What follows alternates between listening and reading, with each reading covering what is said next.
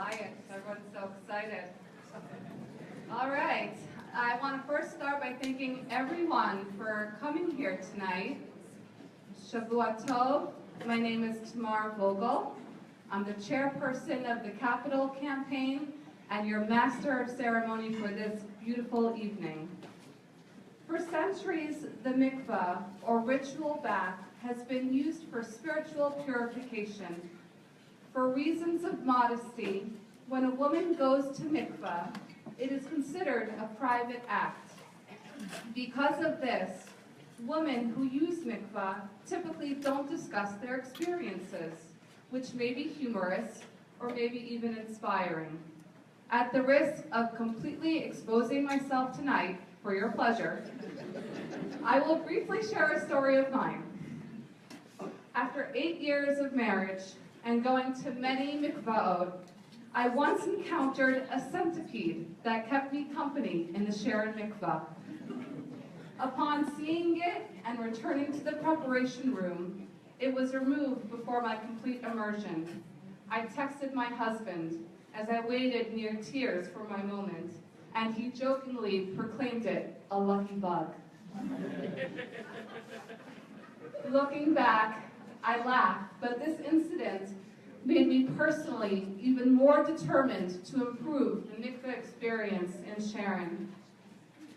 It is the interplay of emotion, religious meaning, and privacy with humor, community, and the ebbs and flows of daily life that makes the mikvah such an important cornerstone of Jewish life.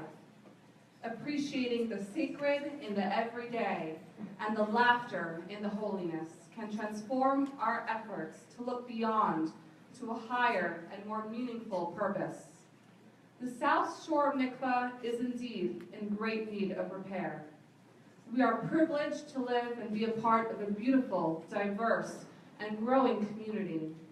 Together, we can work to ensure that our mikvah fits the community it serves. These types of campaigns do not happen frequently. Often they occur once in a generation. Your admission fee, as well as your donations that we've had from vendors tonight, helps cover the cost so that we can all enjoy this evening together and that we can bring the attention to the campaign that it so deeply deserves. As the program for the evening proceeds, please review the donor booklets and pledging options available on your table. The raffle tickets attached to these cards enters anyone for a chance to win one of the lovely paintings that you saw outside as you entered the room. Whether you've given before or wish to add more tonight, this is a perfect moment. Consider creating your legacy today. Chevrat Nashim thanks everyone for coming tonight and for making this dream a reality. Please help me welcome Chevrat Nashim's president, Mrs. Sina Reisman, who will begin the evening.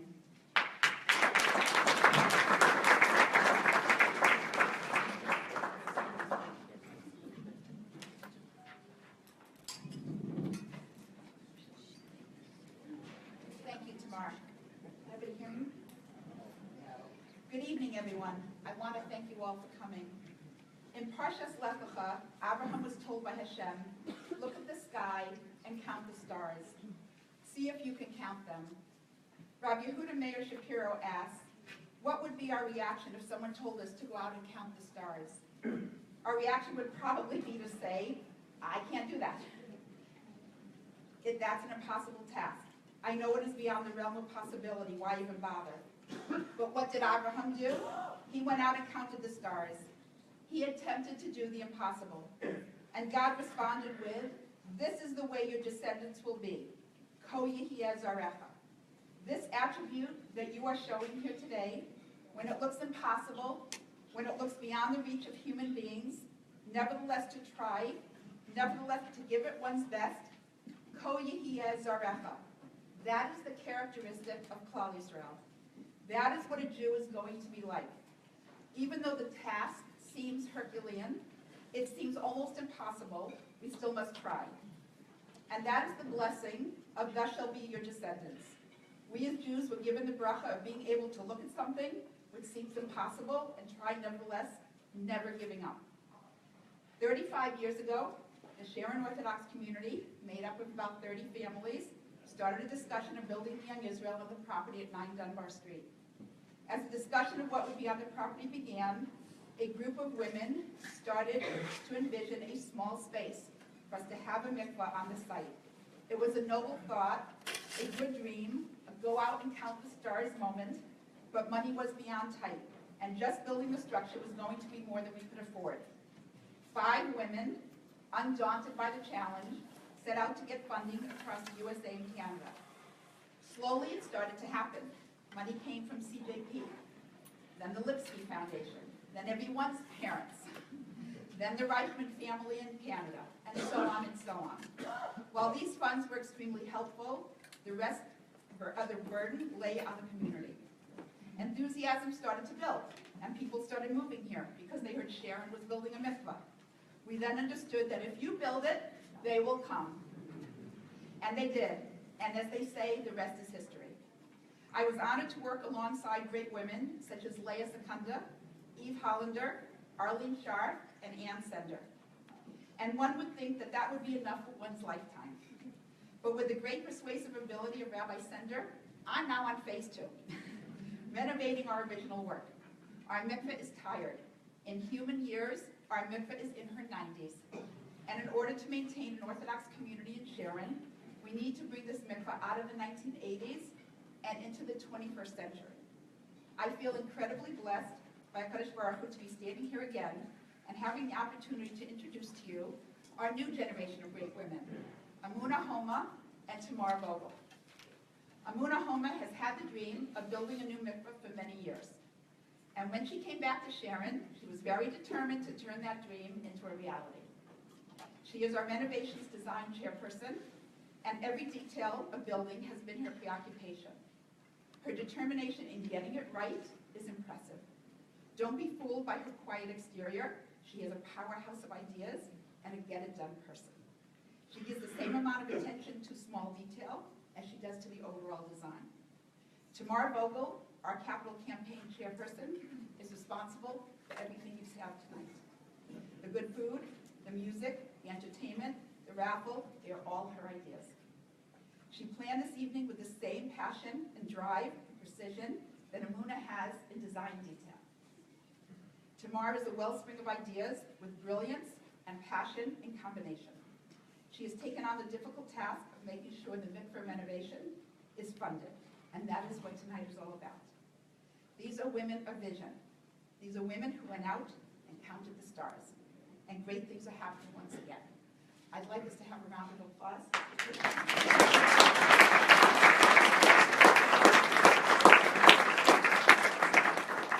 I want to thank all the members of our community who showed support by being sponsors for this evening.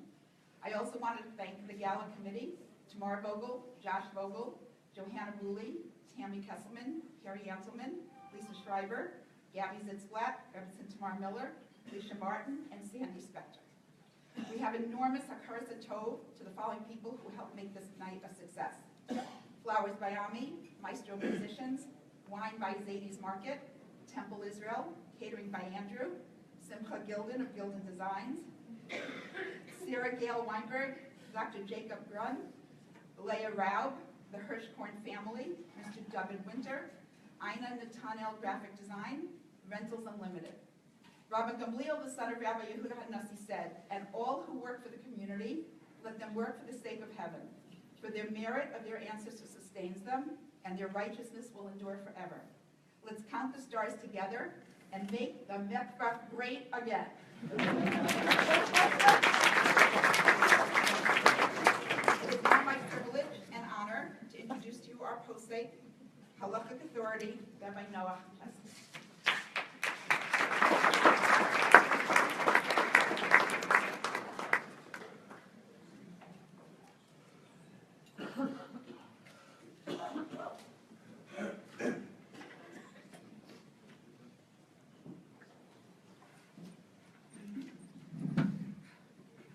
Shavuot Tov.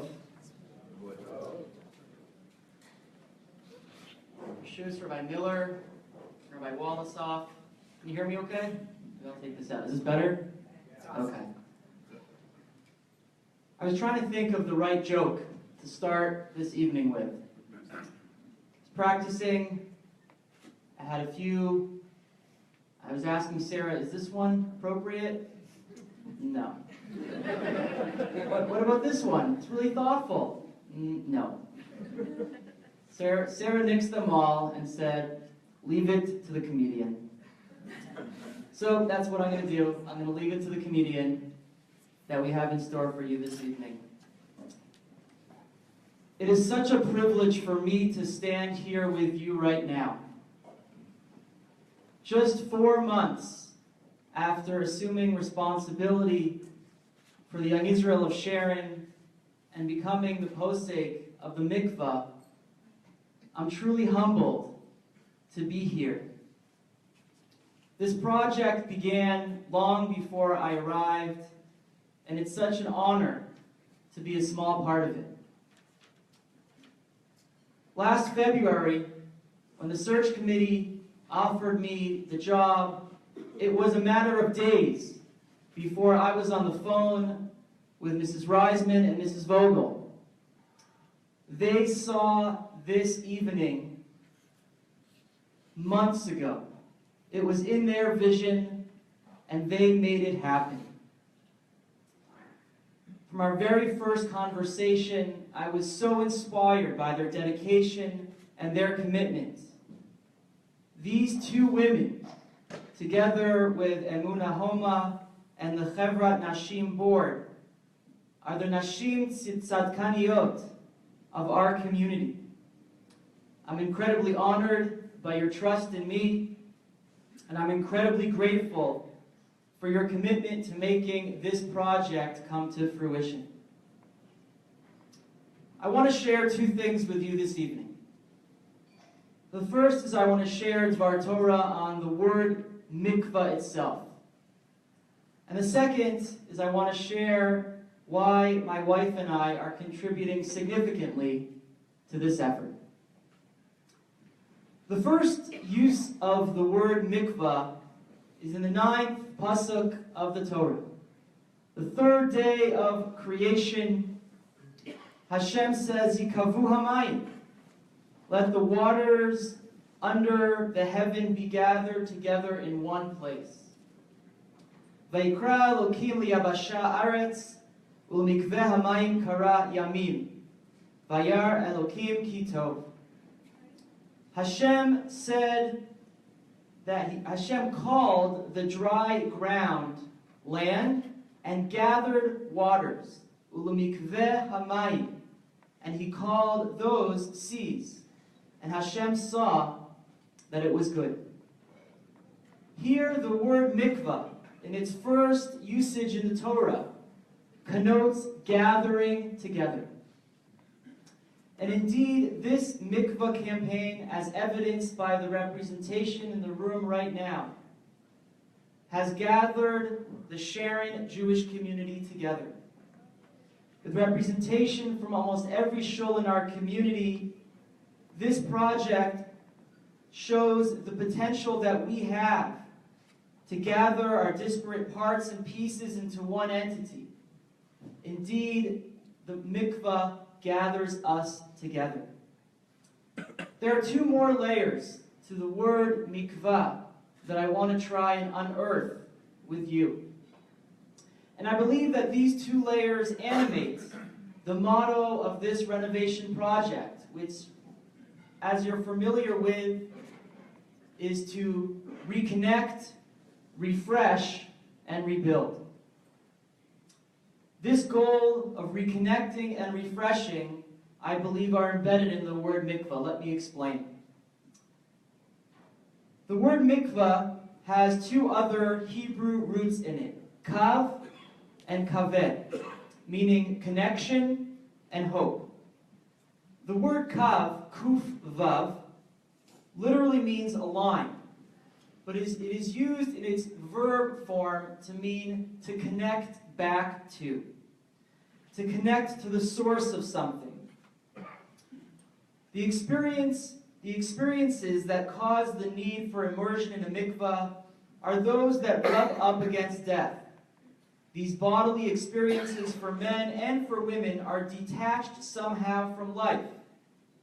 And the immersion process reconnects us and reattaches us to that source and gives us energy and inspiration to continue life with vitality. That's the first layer. The second layer of the word mikvah comes from kaveh, the Hebrew word kuf vav he, which means hope, like tikvah. This layer of meaning is exemplified by the Navi Yirmiyahu in the 14th parak, where he calls Hashem Mikveh Yisrael, the hope of the Jewish people. And the Mishnah explains further that just as the mikvah purifies the impure, so too Hashem purifies the Jewish people. Using the mikvah is an act of hope, an act of believing in a future that is further away from death and closer to a life that is full and overflowing with mission and with purpose. So the goal is for our community, with the help of Chevrat Nashim, to reconnect to the mitzvah of mikvah and to feel refreshed and hopeful through that stronger connection. The goal, in just a single sentence, of this entire effort, this entire evening, all of the fundraising, is for people to feel spiritually alive as they leave the doors of the new mikvah facility. The mikvah gives us a psycho-spiritual rebirth through kav and kaveh, through reconnecting us and refreshing us. And now is the time to give the Sharon mikvah its rebirth. And now I'll transition into why I am donating tonight. The mikvah of the South Shore was a beautiful facility in its day. You have heard from Mrs. Reisman some of the history and the story of the amazing people who 30 years ago built the mikvah. Now that mikvah needs to be reconceived, refreshed, and reborn in a new day.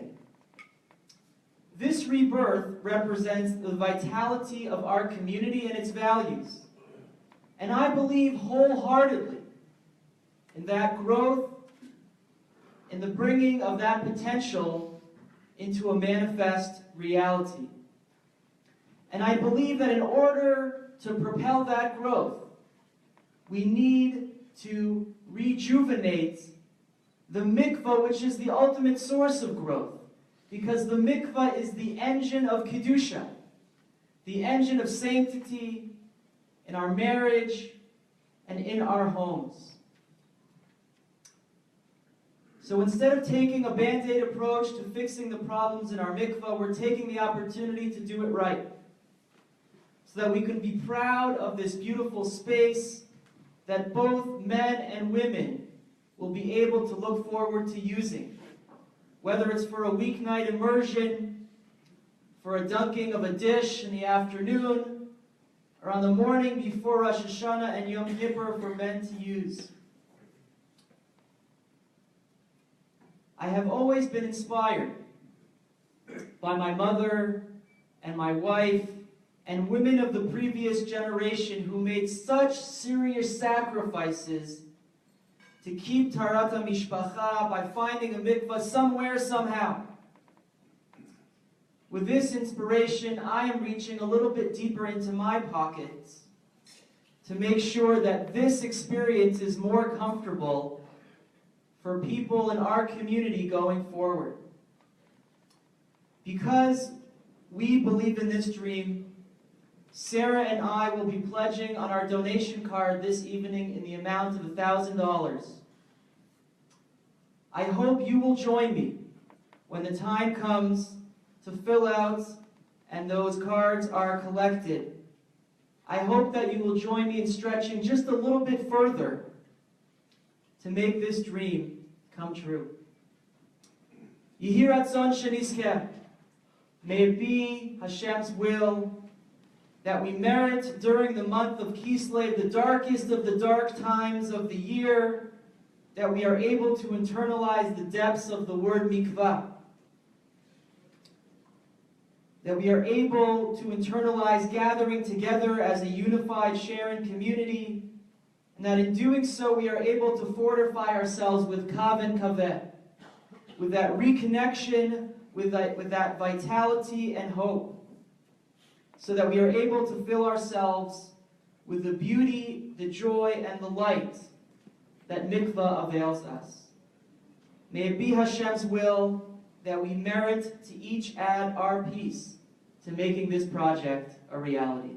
Shavua Tov.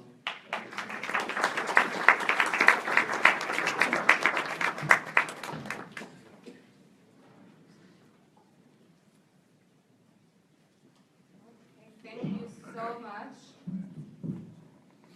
Rabbi Chessis, thank you for those words. We break for a moment of all this inspiration while you digest these thoughts and enjoy another form of inspiration through laughter. We're going back to the beginning.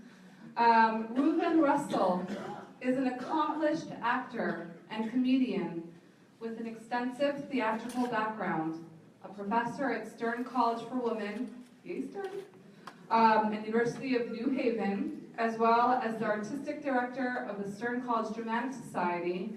We are very happy to welcome here tonight and to hear his words for us. Come on over. Don't be shy. Yeah, for you. Anything for you. Thank you so much. I must say, of all the introductions I've ever had, that by far was the most recent. Good evening, ladies and gentlemen, and welcome. Such a pleasure to be here. You know, I would have started sooner, but they insisted that I eat something. And I got to tell you, Tamar, I'm very attached to my wife's cooking. I do a lot of traveling all year round. Usually, if I eat something other than my wife's cooking, usually I wake up the next morning and I get sick. But I got to tell you, I ate here tonight, I got sick right away. Beautiful. No, I'm joking. Food here is fit for a king. Here, king. Here. That's an old joke. So we're here to laugh tonight, yes? Just letting you know, that's what they hired me for. Actually, they didn't, well, they kind of hired me. Tamara asked me in a very interesting way a few months ago. She said, Reuven, do you believe in free speech? I said, yes, I do. She says, good, you're making one in Sharon, Massachusetts.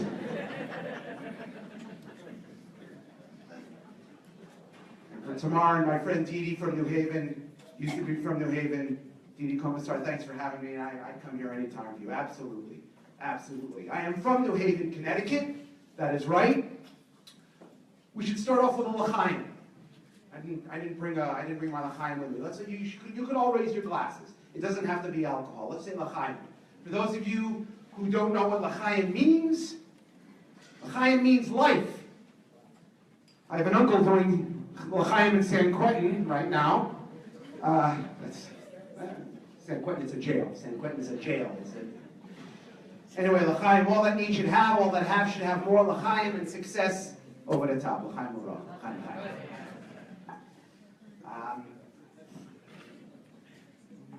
Wasn't supposed to tell you this, but tomorrow I'm just gonna let them know. After I'm done, little Viennese table they're rolling out. We're serving they're gonna be serving very Jewish desserts, ladies and gentlemen. They're gonna be serving halava.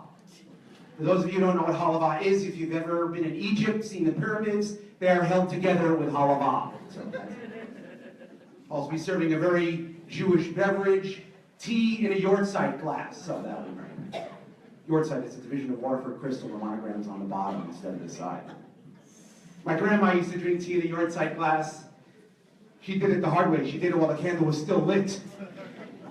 So, feel free to lie. Yeah, you don't have to hold it in. You don't have to hold it in. Let it go. It's not that healthy to hold these things in. I always like to tell stories of my grandma, though. My grandma, may she rest in peace, had a philosophy in life. She would say, in this crazy world we live in this short life that we live, one must have a sense of humor. You knew my grandma? Sense of humor is absolutely right. Give you an idea of my grandma's sense of humor. The last years of her life, she lived in my hometown, New Haven. She lived in one of these apartment buildings. You may be familiar with them, 18 stories high. The first 2 floors were doctors. First floor was doctors, second floor was specialists, okay? That's the way it worked out. Then you had 16 floors of tenants. Here's how a conversation sounded between my grandma and her doctor. Doctor would call, hello, Mrs. Bedrick, this is Dr. Klein. She'd say, hello, doctor, how do you feel? Doctor says, I'm not calling about my health. I'm calling to tell you that your check came back. She said, good, so did my arthritis. And she hung up the phone. That was my grandma. She loved sports, wintertime, basketball was her favorite sport. You walk in, eyes glued to the television set. Grandma, what's the score? Shh, 88 to 82. Really, who's winning? Shh, 88. Yeah, and we gave her a surprise one. Is anybody here old enough? That's a young crowd here. Anybody here remember we had a president by the name of George Bush? Anybody remember him? The father, not the son. Remember the father? Remember the father? Remember where his alma mater was, where he went to school? Yale University, New Haven, Connecticut. George Bush Sr. decides he's going to visit his alma mater unannounced. My father got word of it. He says, come on, we're going to give your grandma a treat. We're going to have her see the President of the United States. Get in the car. We get in the car. We drive to Tweed, New Haven Airport. New Haven's a little airport. We get there. There's nothing around. There's eight workers behind the counter. Nothing's going on. All of a sudden, out of the gray sky, we look, a little Learjet pops out. It lands. They roll out a red carpet. Cabin door pops open, and there's George Bush Sr. waving to 11 people in New Haven, Connecticut. And my father says to my grandmother in Yiddish, he says, Grandma, give a cook! Give a look. Das is the president. There's the president. And in the true sense of humor my grandma had, she looks and she says, from which shul? That was my grandma. And I always like to ask wherever I am, I like to take a little poll. Raise your hand if anybody here is either originally from or has ever lived in one of the 5 boroughs of New York City. Look at that. Well, maybe half the room, a third of the room. Very good. I always like to tell stories in New York wherever I am because there are certain stories that can only take place in New York. True story. True story. Week and a half ago, I'm on the subway. Now, for those of you who didn't raise your hand, have no fear. We have a subway system. It goes above ground. It goes below the ground. It's a train. True story, I'm on the number 2 train. Number 2 train starts off in the Bronx, comes through Manhattan, ends up in Brooklyn. And I'm on the number 2 train, and I'm sitting on a newspaper. I'm sitting on a newspaper. Only in New York can this happen. A guy comes up to me and says, excuse me, sir. Are you reading that paper? I figure I'm in New York, I'm going to drive him nuts. I stand up, I turn the page, I sit back down, I say, yes, I am.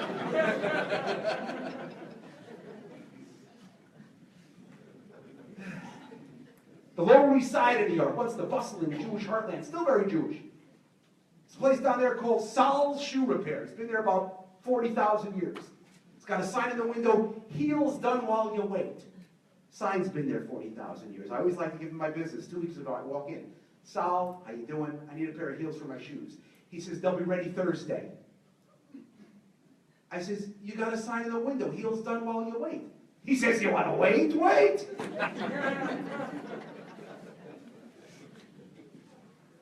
Okay, here's another one you may not care for.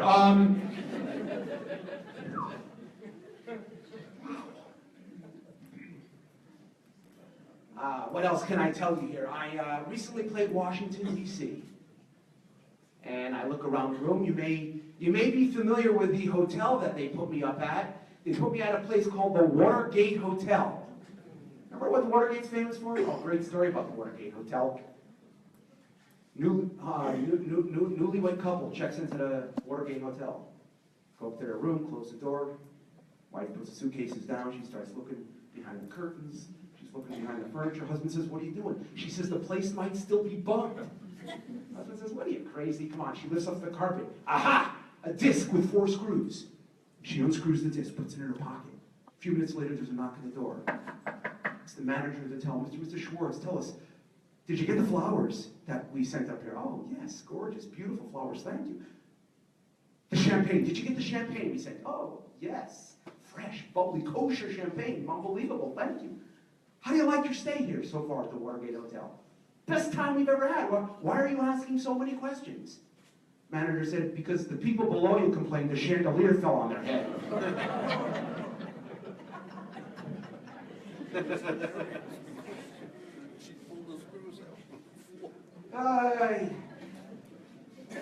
Tamar Didi, I want to thank you for giving me a young crowd here tonight. No, I'm serious. This is a young crowd. Are you kidding? I just did 2.5 weeks at Century Village in Florida. Average age was deceased. I saw a man sitting next to his widow. You'll think about that later. It'll be hilarious. It's a funny line, a man is sitting next to his widow. Went to reach for a glass of water, someone's teeth were in it. I mean, this is the way it was. But I love playing those places, I really do, because at the end of the night, there's not a dry seat in the house. But anyway, it's a family show. That's as bad as it gets. It's a family show. No, but those places are great, and I don't know why. You know, these places, they attract celebrities, they attract politicians. Don't ask me why. I finished my show in Century Village. I'm walking out. Who walks in? Al Gore.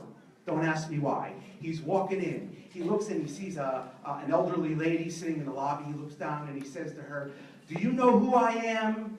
Little white-haired lady looks up and says, "No, but if you go to the front desk, they'll tell you who you are."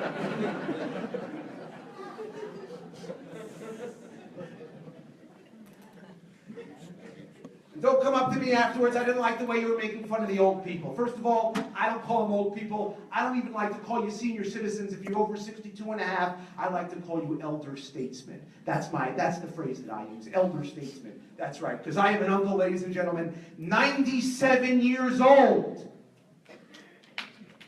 Thank you. That's right. He deserves an applause. He just got married to a woman 94 years old. They went to Niagara Falls for their honeymoon. You know what they did for 2 weeks? They tried to get out of the car. That's what they did. But it's a beautiful thing. It's beautiful. They don't argue. They can't hear each other, but they don't argue. It's a beautiful thing. It's a beautiful thing. And raise your hand if you've never been to Eretz Israel. Anybody here never been? Did I see one hand in the back there? Never been. Never been. Wow. I would never do anything to embarrass you, sir. Let me ask you, are you Jewish? You're not Jewish. Would you like to become Jewish? It's very simple. It's very simple. Raise your right hand, repeat after me, say, "I pledge." You're Jewish. Okay, now. We didn't even rehearse that. That was unbelievable. But unfortunately, there's not a lot to joke about Israel these days, but we Jews, we tend to find humor in everything. I happen to think that happens to be one of our fine qualities, is that we are able to find laughter even in the darkness. And I remember the first time I visited Israel, probably over 30 years ago already. I did what most first-timers do. I toured. And I was in a little tour group of about 12 people. There was a German lady in our group. We were up in Tel Aviv. They were showing us the Mann Auditorium.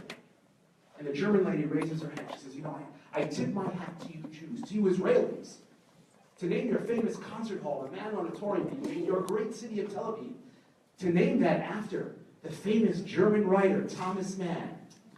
After what my people did to your people, I tip my hat to you." And the tour guide says, "No, ma'am, you're mistaken. No. The Mann Auditorium is not named after the German writer, Thomas Mann. No.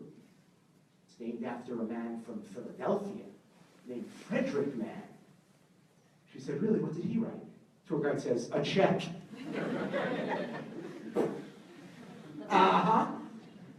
And like I said, not a lot to joke about in Israel, but besides the big problems that they have, they always have these domestic squabbles. I don't know if you saw this last Sunday. He was buried, page 28 of the New York Times. Big argument now whether or not they should use a postage stamp with the picture of Yasser Arafat on it or not. Did you see this one? Yeah, they were having troubles. Evidently, people were spitting on the wrong side. So,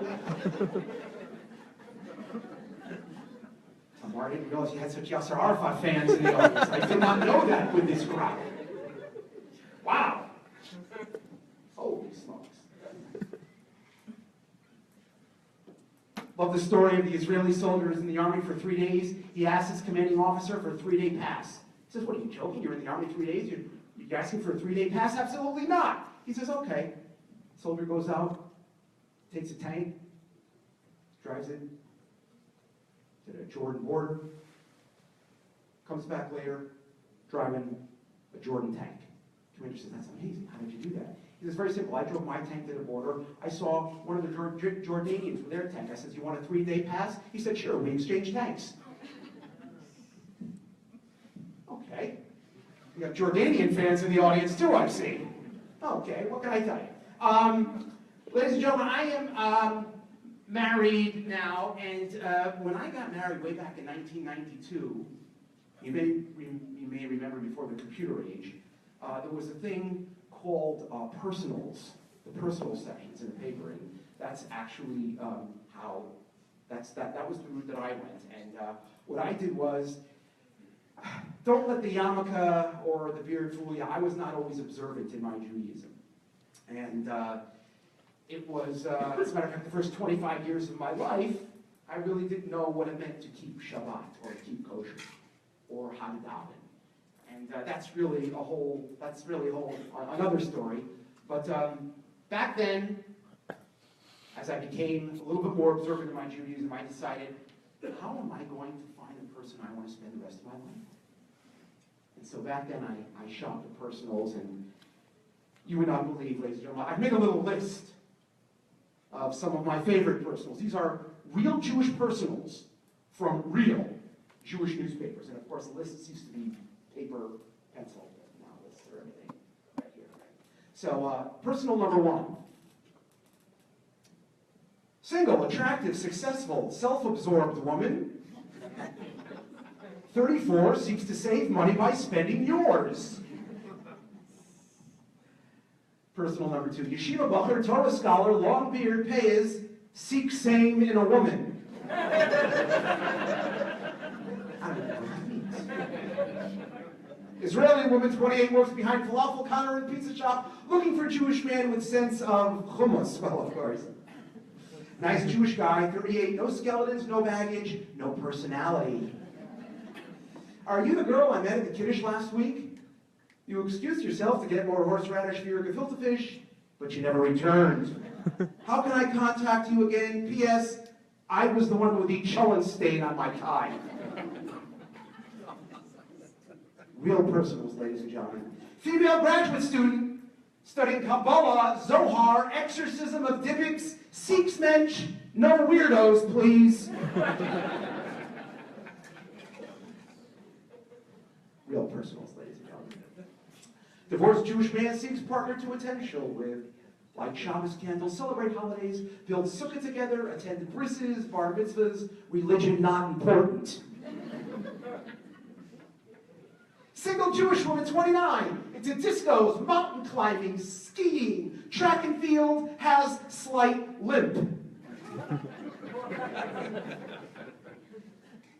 And of course, they use letters to define who they are. J for Jewish, O for Orthodox, F for female, M for male. We have here OJM, still seeks nice Jewish girl. OJF, still seeks nice Jewish guy. OJ Simpson still seeks nice alibi. No, that's just a little joke. Some of the personals I came across, and I decided to go a more traditional route, but that's for another time. That's for another time. Anybody here not know what I'm talking about when I mention the Catskill Mountains? The Catskill Mountains? You all know what I'm talking about. For those of you who don't know, I'm not talking about a group of mountains. No, no, no. Not a group of mountains. No, I'm not talking about it. I'm talking about a group of hotels, motels, bungalow colonies, up New York State, Route 17, past Monroe, past Goshen, past Liberty, Monticello, Kayamisha Lake. Does anybody know what I'm talking about? Okay, you know what I'm talking about. Raise your hand if you ever spent a time in your life at a Catskill Mountain resort. Look at that. Look at that. Almost the entire room. For those of you who didn't raise your hand, have no fear. Ladies and gentlemen, you mention the Catskills now, you have to say the Catskills Oliver Show. Because they're real, I mean, the Catskills are there, but the motels, they're not there. They're not there. When I was 16 years old, ladies and gentlemen, I got my driver's license. I became the resident children's entertainer at places like Grocers, Concord, Kutcher's, Nevele, Tamarack, Homoac, Fallsview, The Pines, The Granite, the Raleigh, just to name a few. And then when I became 17, 18, I got promoted. I got promoted to what was then used to be called the Tumbler. You know what the Tumbler did? The Tumbler ran bingo. The Tumbler was out on that deck where they played, what's that game with the long sticks? Shuffleboard. Shuffleboard. Do they play shuffleboard still? They do that. I think it's illegal everywhere except in the Catskill Mountains. Shuffleboard. And one of the fringe benefits is that at night you had two shows, the 10:45 and the midnight show, and all the greats came in. Milton Berles, the Henny Youngmans, and it was just great. And another one of the perks, of course, was the food. The food. Now I'm looking around. It looks like we may have a rabbi or two in the audience. I am not a rabbi. I just play one on TV. But maybe there's somebody later you can ask if there is any connection in the Torah from Jews and food. I don't know. I don't know, but I remember in the Catskill Mountains, and for those of you who've been, you know that was one of the highlights. 3 times a day.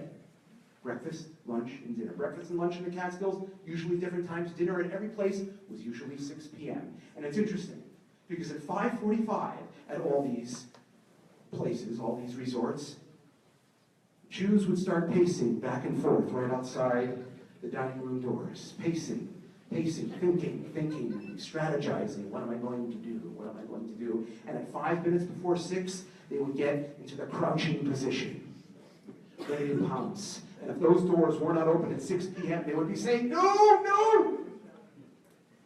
But they usually weren't open. I remember Grocers had small little doors that opened to a huge dining room. Concord had big doors. Jews would stand at attention, march like soldiers to their place. Don't bother me, I'm going to my place. And each place was the setting, that 9.5 by 12 piece of cardboard known. What was that? What was in front of every setting? The menu. Jews would carefully lift the menu, look, read, study, learn, reading. Jews that never read a book in their life are reading. Some would actually start shuffling back and forth with a menu in their hand, shuffling back and forth. Look at the choices, look at the choices! And then the waiter came to the table. It was like when Mashiach came to the table. He didn't know what to do. He said, waiter, so many choices, what's good? Any waiter worth his weight at a Catskill Mountain Resort, for those of you who said you went. When you ask the waiter what's good, what does he say? Everything. Everything's good. Everything's good. In that case, could you then bring me a side? Bring me a side and a side and a side, because I couldn't eat a whole day. No. Bring me a side and a side. How about, could you just bring the side of the cow right to the table? The side of the cow right to the table. And these same people buy breakfast. I don't know if there is a connection again between Jews and sour cream. I don't know. But if the sour cream wasn't on the table, the waiter, bring a little ball or two, make 3 little balls in a small bowl. Could you do that? Forget the balls. You know what? Just fill a small bowl. Could you just fill it? You know what? Make it a big bowl. Make it a big bowl. Fill a big bowl. Bring a big bowl. Better yet, how about a pump? Do you have a pump that you can pump directly from the kitchen to the table? Better yet, how about an IV? Could you give me an IV? Just give me an IV of sour cream, just like this, and pump that sour cream. And every Jew looked the same walking out of a Catskill Mountain dining room. They all looked like they were walking up a steep hill. And they're all asking the same questions to one another. They're saying, when's the next meal? And the ladies, I would say never anything to disparage the ladies, but they would wear the special long skirts, because as they're going out the door of the dining room was the table with the cakes and the cookies, and they were able to take them with their skirts, and they were able to take, and the husbands behind her saying, we just ate a full meal, what are you doing? She would say, this is not for now. This is for later. In case we wake up 4 o'clock in the morning starving to death. If anybody has any explanation, please, if you have any explanation whatsoever. Hi. What else can I tell you? Tomorrow, I still have time here. What are we doing here? Who's on after me? I'm the warm-up act, right? Okay, 5 minutes. I'll tell you a couple of my favorite stories then. Oh, I just popped into my head. Man calls his rabbi. He says, Rabbi, you're not going to believe what happened to me. My son left the faith. He became a Christian. Rabbi says, shh. You're not going to believe what happened to me.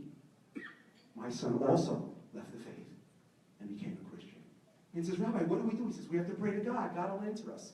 They pray to God. God says, you're not going to believe what happened to me.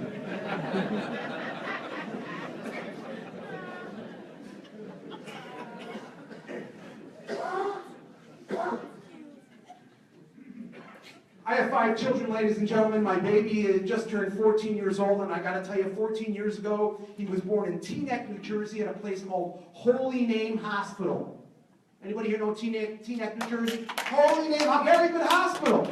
But at Holy Name Hospital, I don't know if you know this or not, but back then, in the birthing rooms, each room had on the wall at Holy Name Hospital that little cross on it. And my wife at the time was going through very bad labor. Very bad labor. Giving an indication of what it was like. Labor started Monday morning. Baby was born Thursday night. Yeah. Women are going, oh, and men are going, yeah, that's pretty interesting. How about that? Yeah. And by day 2, I finally went out to the nurse. I said, is it possible maybe just temporarily while my wife is so uncomfortable, could we, so she's not look, can we temporarily just remove from the wall just while she... The nurse says, oh, absolutely. Why? Does that offend you? I says, no, but why have 2 Jews suffering in one room?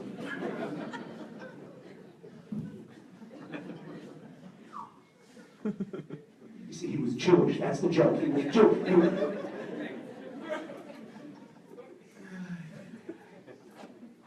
Ladies and gentlemen, I'm a big history fan. I'll close with this. I'm a big history fan. I love history. I know a lot about Jewish history, the history of anti-Semitism. Believe it or not, it's about 106 years since the last recorded pogrom took place in Eastern Europe. Now, one may say pogroms are still taking place in the world, but I'm talking about the Eastern European type of pogrom where they would go on horseback into a village, wipe everybody out, burn, steal, loot, and be finished. That was one type of pogrom. But back then, there was a second type of pogrom. They didn't want to be so overt about it. And what would they do? They would go to the mayor of the town, and they say, let's get the Jews out of here once and for all. Let's have our famous debate. And it was set up. It was a mock debate. It wasn't a mock debate, but it was set up. And usually they would send the priest, the Jews would send their best man, and if the Jews lost the debate, they'd have to pack up and go out of town. It was another type of pogrom. And so too, back in Kiev, they went to the mayor of the town and said, let's get the Jews out of here once and for all.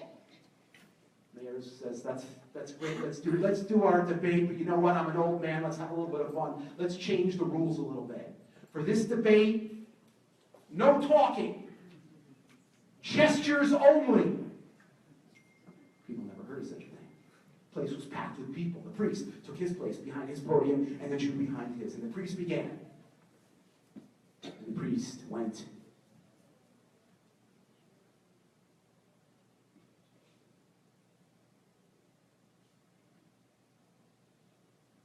And the Jew responded.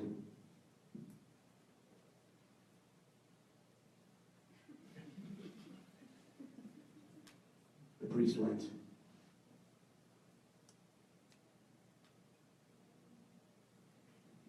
The Jew responded.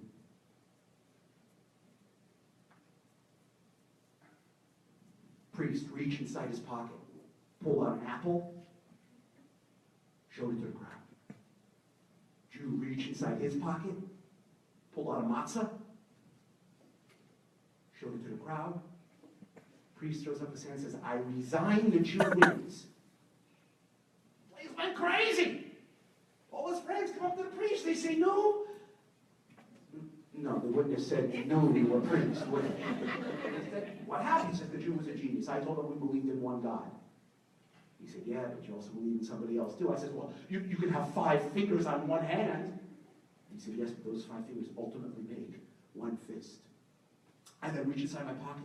I showed the apple. I said, what about the sin of Adam and Eve? What about that? And he showed me the matzah, how God forgave the Jews of that sin when he took them out of Egypt. He said, after that, there was nothing else I could say. He was a genius, a genius! Go to the Jew, they say, no, Yaakov, what happened? Yaakov says, to tell you the truth, I don't really know what happened. He told me I'm going to poke your eye out. I told him I'm going to poke both your eyes out. He says, I'm going to give you a slap. I says, I'm going to give you a punch. He pulled out his lunch, I pulled out mine. That was the end of the whole thing.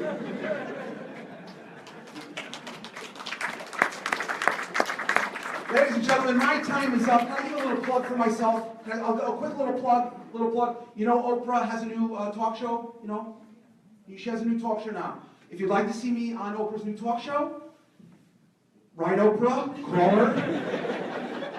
Be very nice. But actually, I just want to leave you with one little saying my father, may he rest in peace, always used to say to me. My father always used to say, by the way, I'll just say that my father, Joey Russell, hailed from Springfield, Massachusetts. So when I'm in a place like Sharon, there could be people or whose parents or grandparents may have even known him. His name was Joey Russell. He was not born with the name Joey Russell, though. He was born with the name Philip Feitelberg. True story.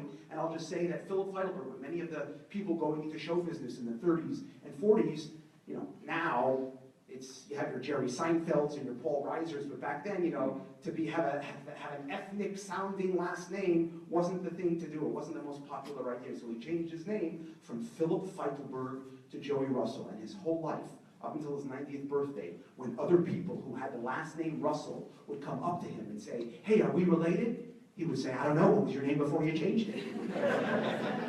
So I'll just leave you with a little one-liner that he always said to me. He always said to me, son. He always called me son because he could never remember my first name. He said, son, you don't stop laughing when you get old. You get old when you stop laughing. I hope I added a few laughs to your evening tonight. I want to thank you very much for having me. And Howard, thank you very much. How do we like that? A round of applause.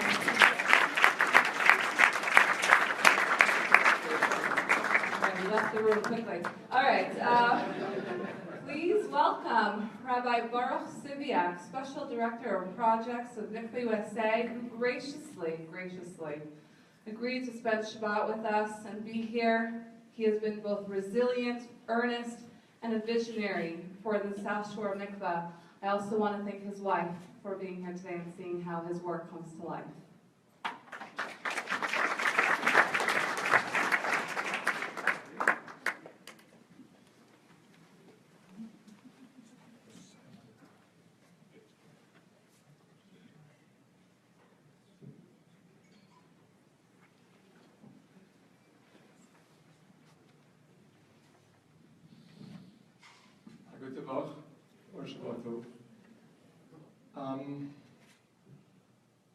This is a difficult act to follow because I'm not a comedian, I'm a serious person. But I'll do my best, and you can laugh if you wish. Firstly, I want to thank the entire community, particularly the Rabbanim of the community, and the lay people who I've gotten to know, who were really gracious in welcoming my wife and I, along with our children. From a professional perspective, I'm working with Mrs. Reisman, Tamar, with Amuna, and I have to tell you that they're really a wonderful crew to work with, and I'm privileged to be part of it. So let me give you a little bit of background, please, because I don't know that many of you have heard of Mikveh USA. And I'm going to present the following as credentials, because I'm going to tell you a couple of things this evening, and I'd like you to sort of accept them as reality, and welcome you to question me on them if you wish. I'm a pretty public figure. You can look me up on the web. You can ask any of the people here for my phone number or email address. By way of introduction, Mikveh USA is a small boutique organization that's been extant for probably 11 years or so, maybe 10 or 11 years. And in that time, we've opened up, by opened up, I mean we've completed 56 mikvahs in communities just like Sharon. So I'm not coming to you with a pipe dream. When I started 9 years ago, I would walk to people and say, you know, we really could do this model of building a mikvah, and this really could change your community. You can come over to me, I'll give you a list of 56 communities. The last week was in Cape Coral, Florida, last Sunday. I'll give you that list, and I'll tell you the representatives of that community who I work with.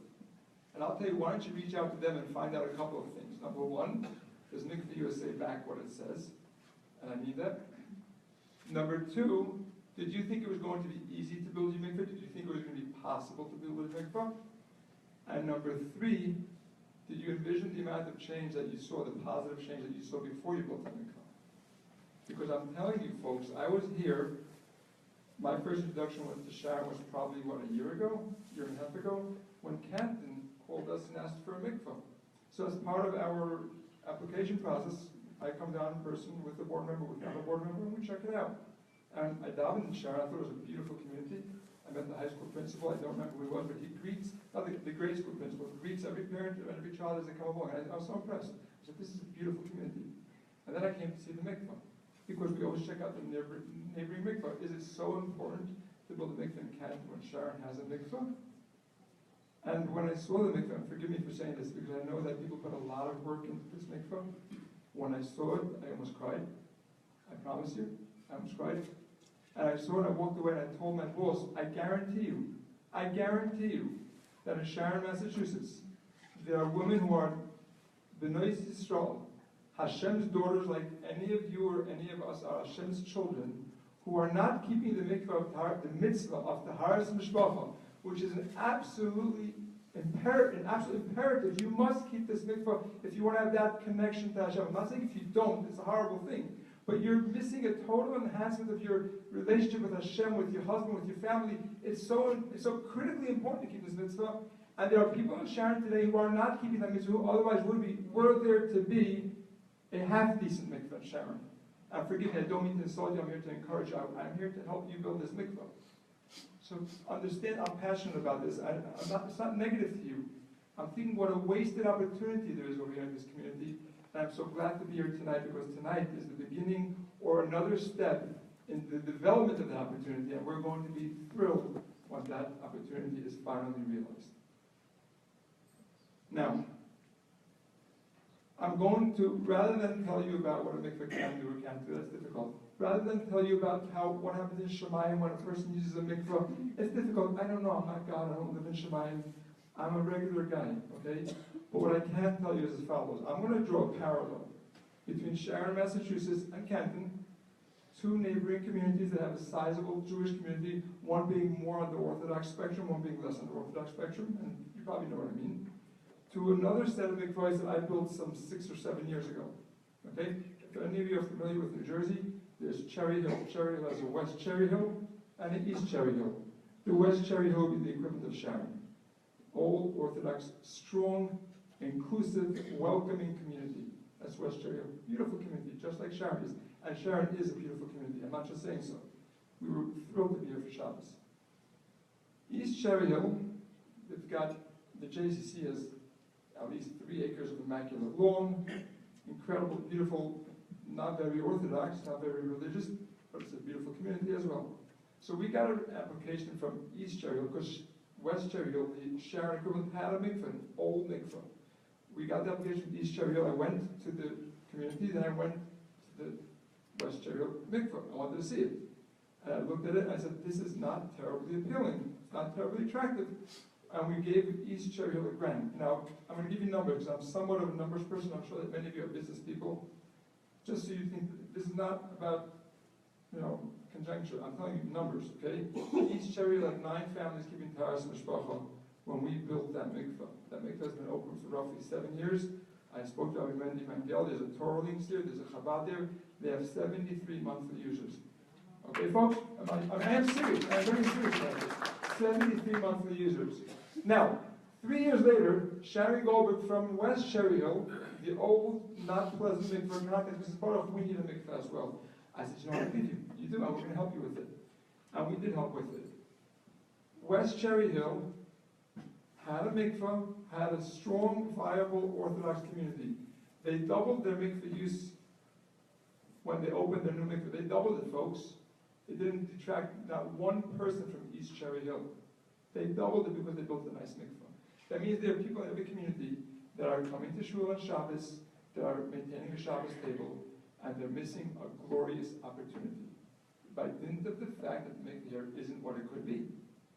Now, there's a reason why Chazal say that the priority in the community, the absolute, unequivocal priority in a community is a mikvah. That goes before a shul, that goes before a sefer Torah. I can tell you that there's likely, I'm not going to pass it for you, but if you push the envelope, you'd find that it's better to sell your sefer Torah and build this mikvah. I hate to say it, but that's the reality. I mean, you have a bottom I can disagree with that. That's the talk I was given. I know that in Philadelphia, in Center City, Philadelphia now, we were given a Pesach halacha, and it wasn't us that asked. They asked, the community asked, to take a shul and convert it into a mikveh, into a mercha. They just said, wall to say, Aron Kodesh, please. Convert a shul to mercha. So you're not going to sell a shul for anything. Rabbis selling a shul? It's not done. To convert it into a bathhouse? But that's how important a mikveh is to the community. You can bus kids to a school. You can daven in a basement. You can daven without a sefer Torah.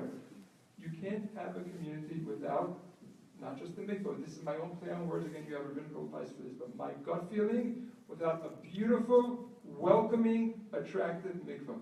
That's an imperative in a Jewish community. And this has nothing to do with orthodoxy. Because most or many of our users are not orthodox. It has nothing to do with it. A Jewish woman has the right to connect to her heritage. A Jewish woman has the right to walk in the same path that for thousands of years, their mothers and grandmothers did everything for. Do you know, I spoke to a woman, I was reminded of it tonight, I was speaking to someone at my table. Do you know what it's like? I heard a woman say, she told us, I was in Key West, Florida, we opened the mikvah in Key West, Florida. This woman gets up in broken English and says, do you know what it's like to go into the ocean at night to use mikvah when you don't know how to swim? And we're here in Sharon, Massachusetts. Ladies and gentlemen, this is 2016, almost 2017.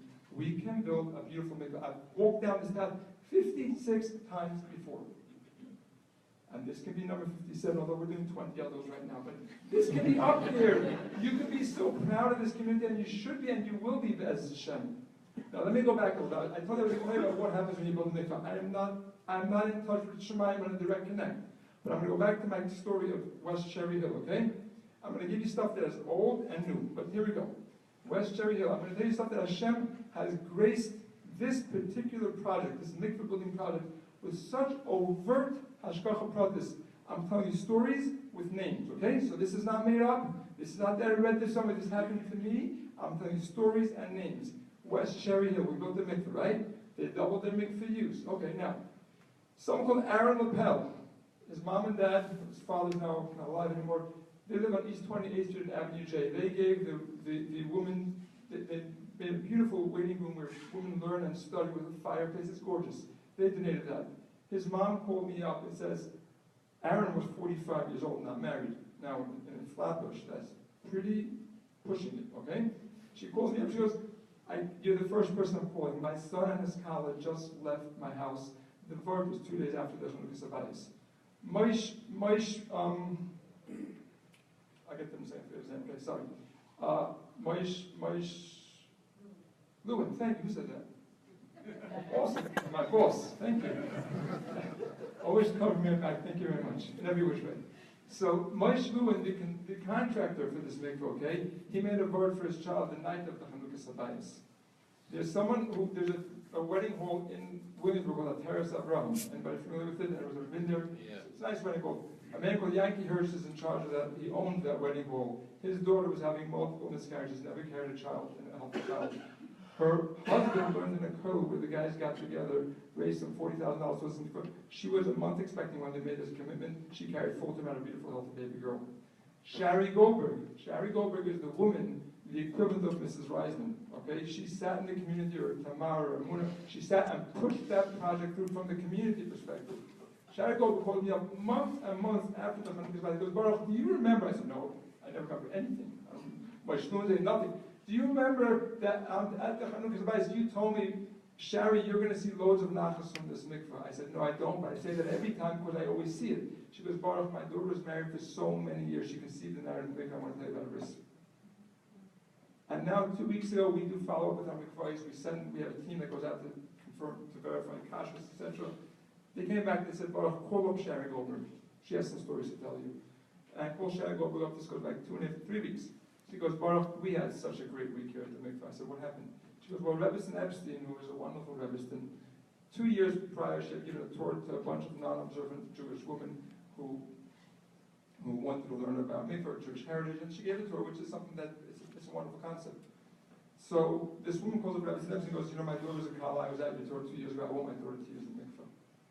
And Rabbi Stepson goes, absolutely, and she gets on the phone with her daughter and says, you know, your mom says, and she says, yeah, well, you know, I want my mom to use the mikvah. And so Rabbi Stepson goes back, mom, says, your daughter wants to use mom. Well, so we have multiple rooms, and we're going to do it. So she tells mom, well, it's a little more challenging for you, you've got to work this out with your husband, you've got to be, you know, we've got to physically separate for some time. She teaches them halachas. Every night Rabbi Stepson calls up both mom and daughter, says, well, you know what time it is now, you know what you got to do. And they go to the mikveh together on Thursday night after the regular crowd leaves. One took the bridal suite, one took the regular suite. Rabbi Stepson said it was the most beautiful night. She was crying throughout the night, just at the absolute beauty of two Jewish women, mother and a daughter, going to the mikveh for the first time. They stayed in that room, the lapel's room, for an hour and a half afterwards, talking about Hashem, talking about Tahara, talking about a woman's place in the world. And it was an absolutely beautiful night. So that was the beginning of the week. And then Rabbi Stepson gets a phone call from a woman who tells her that the following Monday she gets a phone call saying, you know, I don't know if you know who I am, but I was at the annual mikveh dinner where they raised money for a mikveh in Cherry Hill to maintain the mikveh. And you spoke about the need of a woman who had never used a mikveh in her life, even at whatever point of her life she's at, to use that mikveh once more so that she could be with her husband in the proper way that the Torah dictates. And I said to myself, you know, I've never used a mikveh, she tells Rabbi Stepson, but my daughter hasn't had a baby in years. And she's been married for so long. I'm going to do this as a schus for my daughter. And she tells Rabbi Stepson, I haven't told it to anybody yet, but I'm telling you, I went to the mikveh as a schus for my daughter, and my daughter just had a baby after 20 years of marriage. Folks, I'm not making these stories up. You can call Rabbi Stepson, I give you 4 names from my people. I'm not making this up. Hashem has given us a tremendous bracha, and it's so obvious, we can see it so easily. People who get involved in this mitzvah, it's not difficult, it's not abstract. It may be that we don't understand it fully. That's true, we don't. Although I have a great Vartar, maybe for the Chanukas if you'll let me come. A great Vartar about why it is that a woman uses the mikveh. It's a total game changer, I can tell you this. The reason that a woman uses the mikveh, people have these really interesting notions, which I use that as well. It is the most beautiful act. Using mikveh is a way to become very close to Hashem. If everyone wants to call me privately, I'll tell you. But anyhow, my point is that Hashem shows us this is something that touches our core. We are Yidden, we are Jewish, we are proud to be Jewish. I'm not talking about the level of observance, but we can do so much with the beautiful mitzvah here in Sharon. So now you know why I'm passionate about this, okay? In terms of what we can do over here, my organization works on several tracks. We do funding, we give money, okay? That's the almighty buck. We give it. Now, who's paying for it? We don't have a grant, we don't have money in the bank. I go out and raise the money, like you're raising money here. I go out and raise the money. We haven't raised our grant money yet, but I can tell you that out of 56 mikvahs, we haven't reneged on one pledge yet. Thank God. So we're here with you, okay? And the people who are giving this money, I promise you, there are people who don't have money to pay their mortgages. People who are living in 2 apartments with 6 kids, and they're saying, for this mitzvah, Klal Yisrael is Meiser Nefesh. And they're putting out their money. My donors are not particular. I don't have very many wealthy donors driving around in fancy cars. My donors are predominantly people like all of us here in the room, wondering how we're going to make that next credit card payment. Really, that's who the donors are. If I can tell you the list, I'm getting $500, $1,000, $5,000, $10,000 paid out over 2 years. That is how the USA is raising its money. And the absolute strangest is these people have never heard of Sharon, Massachusetts. But they know that for us to survive as a nation, we need to have a mikvah. And I'm turning to you and telling you that the model is fairly simple, okay? We are going to help with a grant. That grant, and I'm telling you this in public, that grant is going to be either $125,000 or $150,000. That's not chump change. And the reason we're going to give that grant is because we believe in your community and we believe in the need for your mikvah. Now that grant is being issued as a challenge. It's not being given over to carte blanche. The community, as I understand it, the budget on this mikvah right now is $400,000, give or take something. Thank you. I can tell you that your committee has done a stand-up job. We have a separate division where we review numbers, we watch construction, and those numbers are in line with what they should be. I've had 2 of my contractors on the phone with Mrs. Reisman down here, and they're in line. Those numbers are necessary, okay? The community has to come up with the rest of the money in a timely fashion. The way our contract is structured, there's going to be a base grant of $125,000, a $25,000 bonus for completion within a specified time frame, and then that grant gets reduced by $10,000 a month if it goes beyond a generous time frame. So we're giving you latitude to build. We want to be partners. We want to be a very user-friendly organization, but we're not going to tolerate being lackadaisical. The community needs to decide that it's building a mikvah and get it built, because we know the value of every single night that's missed. Understand this. This is not because we're doing a business venture. We're all, me, you, everybody, we're investing in this because we believe in this. And by the way, to speak to Rabbi Chester's point, just so you should know, my wife and I are also giving him $1,000. I'm giving to my organization, but to pay for this grant. I believe in the mikvah. I'm putting my money where my mouth is. And I believe it. It's an investment for me. It's an investment for me, but I'm buying into the action. I'm turning to you, I'm saying, you have an opportunity. I'm not saying it's easy. Paid out over a year, 2 years, I don't know what your terms are, I have no idea. But you have the opportunity to invest in your community, in your families, and ultimately in yourselves, because you will be the ones that benefit. I don't have much else to say. This took a long time, and I'm sorry. And if I've spoken anyway strongly, it's only because my heart is feeling this. I'm telling you, I've been on this road so many times before. You have a wonderful, wonderful opportunity. Your leadership is impeccable. Your rabbinic leadership is impeccable. Your lay leadership is impeccable. Your plan is here. Your community is ripe for a beautiful mikvah. What you all need to do, folks, is partner with me, partner with the rabbi, partner with everyone who's involved. Somehow figure out a way to say, this has to be a priority, and make it happen. Thank you, and good luck.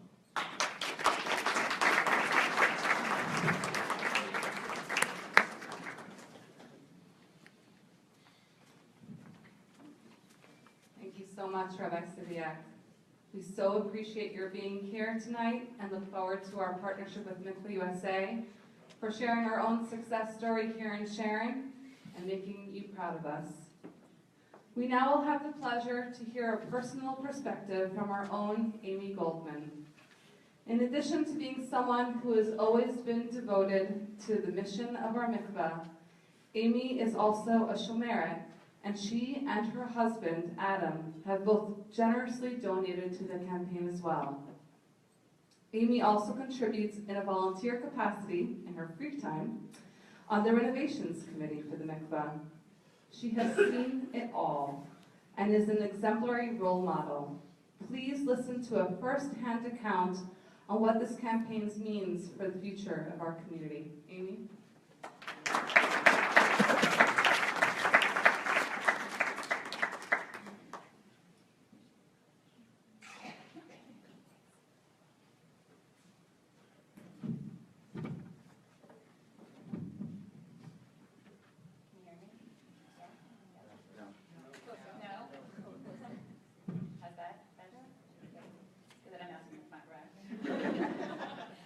About a year after my family and I moved to Sharon, I got a call from Beth Moore, who was at the time the president of Chevrat Nashim.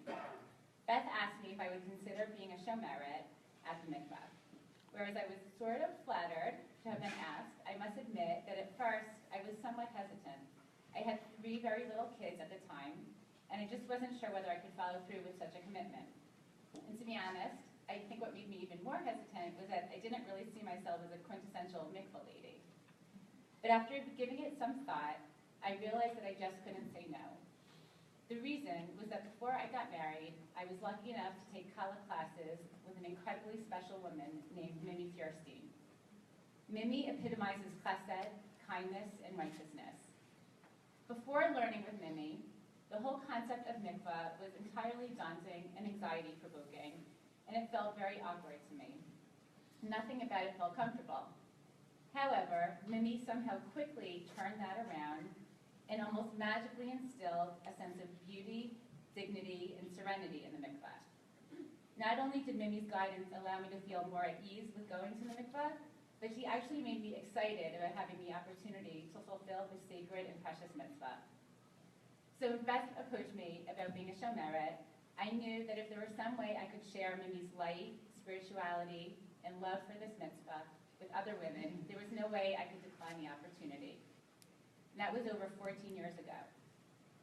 I can't truthfully say that being a shomeret most every week has always been easy.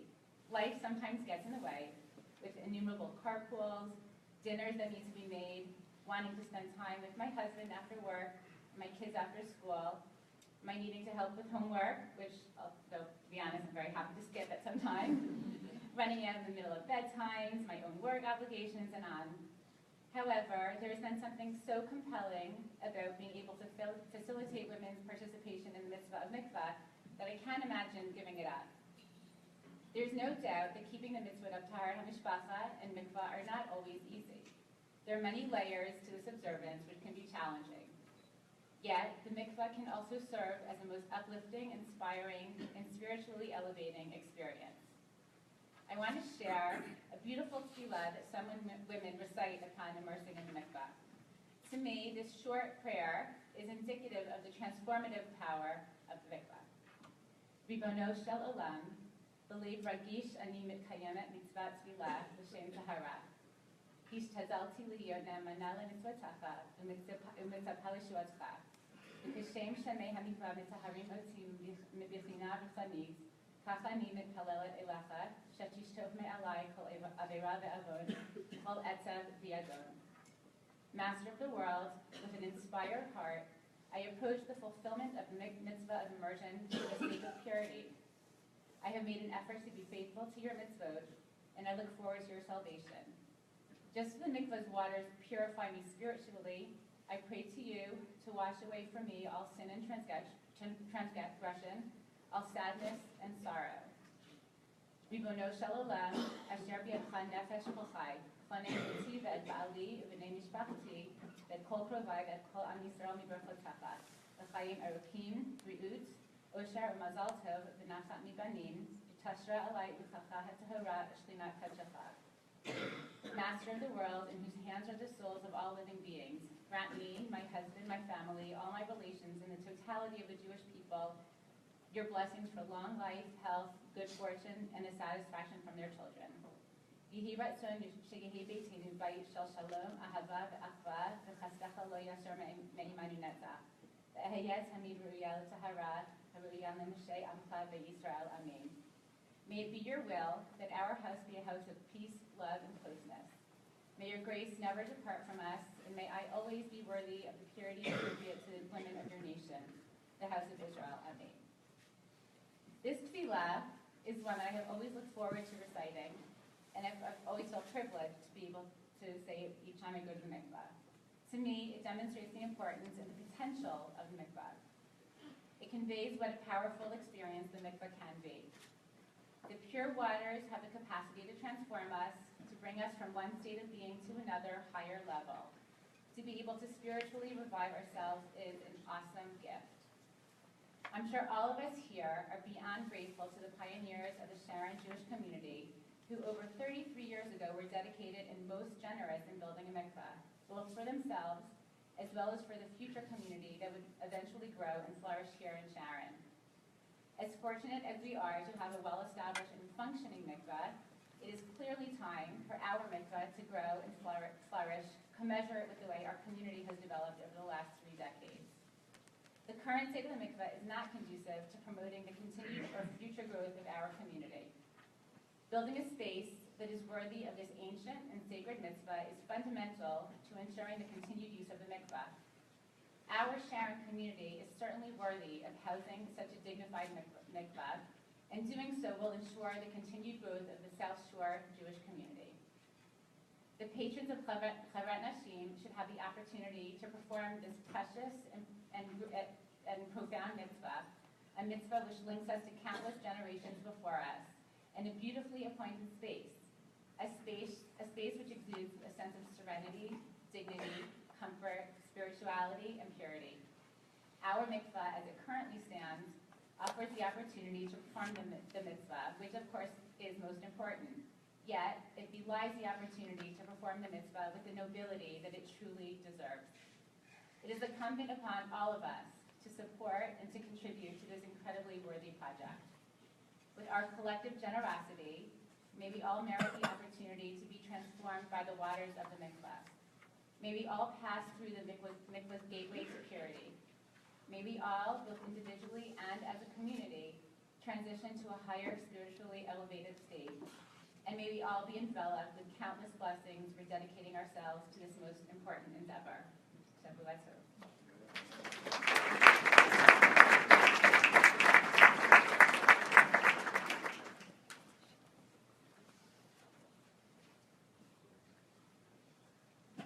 so much, Amy. At this very moment, we ask all of you to open your hearts, consider the future, and pledge generously. Donor cards are conveniently placed on your tables.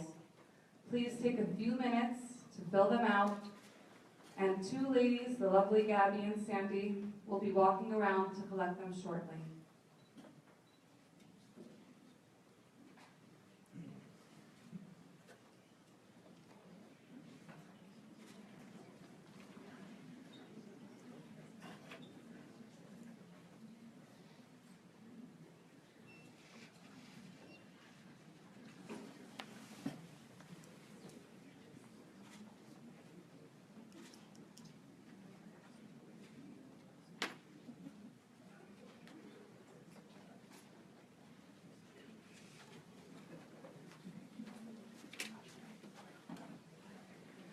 We thank you for attending tonight.